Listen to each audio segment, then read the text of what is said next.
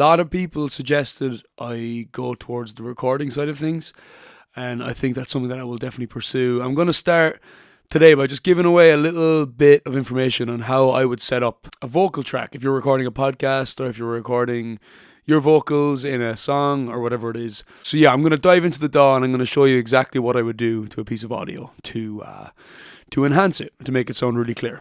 As you can see here, it's just a dry track. There's nothing in it. If you're using Logic, I'm going to just dive in here and maybe give you a little insight into how I go about it. So I click on Preferences and go into Audio. Oh, that's recording. And just make sure, for instance, now here I've got it set a little bit differently, but you want it to be on your interface. So you got Scarlett 18i8, that's my interface. You plug it in through USB. And here you have channel 1. This button here, this is like your monitoring. So this is what you're hearing through your headphones. This activates signal. Sometimes you want this, sometimes you don't. It's handy to have it.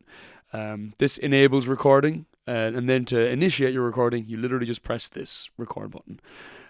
This counts you in, and this is your metronome to keep in time. Super handy. You can change the speed of your tempo here by clicking on this. And here is your time signature. If you want more information on theory, I explain everything about BPM, time signatures, metronomes in my theory course, which I'm also putting together. You can actually access a free part of that course by clicking the link in the description below this video. So it's there and available for you. And if you like these kind of videos, then why not click subscribe and like. I'm going to be posting a lot more hacks on how to record yourself and simple things that will really help you in the long run. So here we have a piece of audio. Now, what would I do with this first? I'm not going to play it right now, but I'm going to go into the plugins here. This is where you add your plugins, and I'm just going to stick with like stock Logic ones for the sake of this video. So first thing I have is an EQ. And you can see my voice is coming in here. You want to remove anything that's below around here, basically. That's kind of rumble, unwanted noise. The next thing I would do, I would probably add a compressor, and I would bring up the ratio a little bit and reduce the threshold here. So as you can see, my voice is being compressed. What this is doing, it's basically taking off the really high transients of my voice, kind of squashing them so that nothing sounds harsh. The next thing I'm going to do is I am going to add a de-esser. Logic one isn't actually that bad. So I'm just going to click whatever it is, male vocal, wideband. Essentially, around this frequency, it's going to reduce S's and unwanted noise. Again, I'm going to add another compressor here. And 222.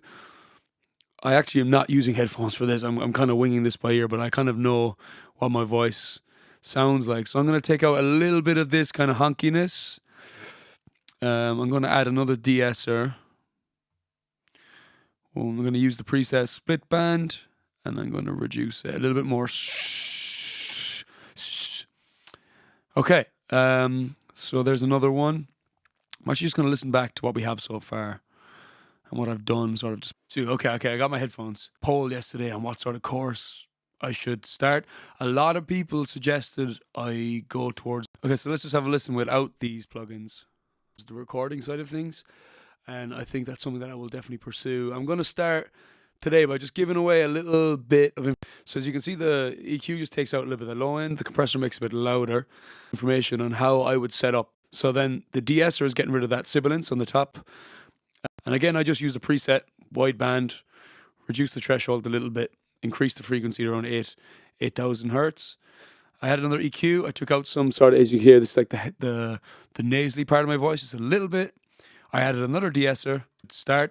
A lot of people suggested I go towards the recording side of things. Okay, and for the sake of it, I'm going to add one more compressor, a Studio VCA, increase the threshold to 212. Okay, cool. And then on my master bus, I'm just going to add a limiter.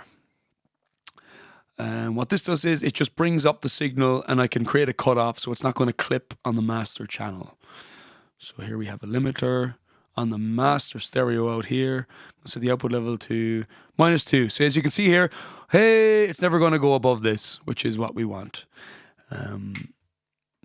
Now, if you want to just make it a little bit fancier, we can add, what I like to do is I like to send a bus. So from sends, and then here, this awakens in aux channel. I'm going to go to reverb, and I'm going to go to chromaverb stereo. And there's a room sound here, and as you can see, it's fully wet, which is what we want. And I'm going to send a little bit of this to this. Just a smidge. A tiny smidge. With my poll yesterday on what sort of course I should start, a lot of people suggested I go towards the recording side of things, and I think that's something that I will definitely pursue. I'm going to start today by just giving away a little bit of information on how I would set up. One last thing I would maybe do, seeing as we've like handled all the top end, I'd add one more EQ, and I just bring up that high end, that air.